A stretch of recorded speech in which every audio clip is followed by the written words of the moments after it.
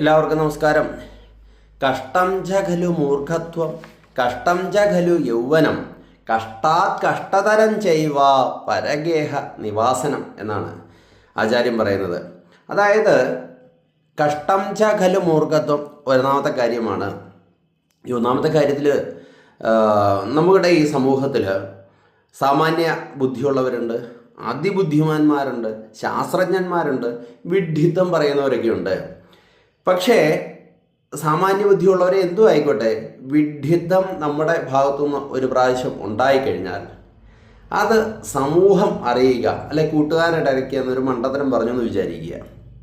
അത് സമൂഹം അറിഞ്ഞു കഴിഞ്ഞാൽ ആ സമൂഹം നമ്മളെ നോക്കി ചിരിക്കുമ്പോൾ ആണ് കഷ്ടം ച ഖലു വിഡ്ഢിത്തം. ഇൻസൾട്ടിങ് ഒരു മനുഷ്യനും ആഗ്രഹിക്കുന്ന കാര്യമല്ല. പരിഹാസത്തിന് പാത്രീഭൂതരാകുക എന്ന് പറഞ്ഞു കഴിഞ്ഞാൽ അതികഠിനമായ കാര്യമാണ്. കഷ്ടം ച ഖലു യൗവനം എന്നതും കൂടെ ഉണ്ട്. അതായത് അതിൻ്റെ കാര്യം നമ്മുടെ ഈ സമൂഹത്തെക്കുറിച്ച് ചിന്തിക്കുക.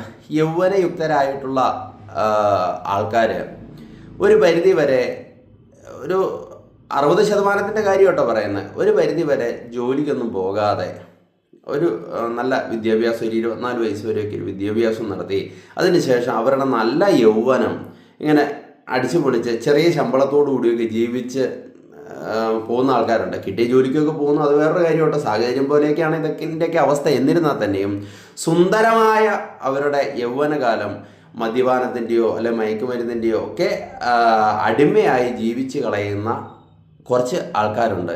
അവരുടെ ജീവിതമാണ് കഷ്ടം ച യൗവനം എന്ന് പറയുന്നത്.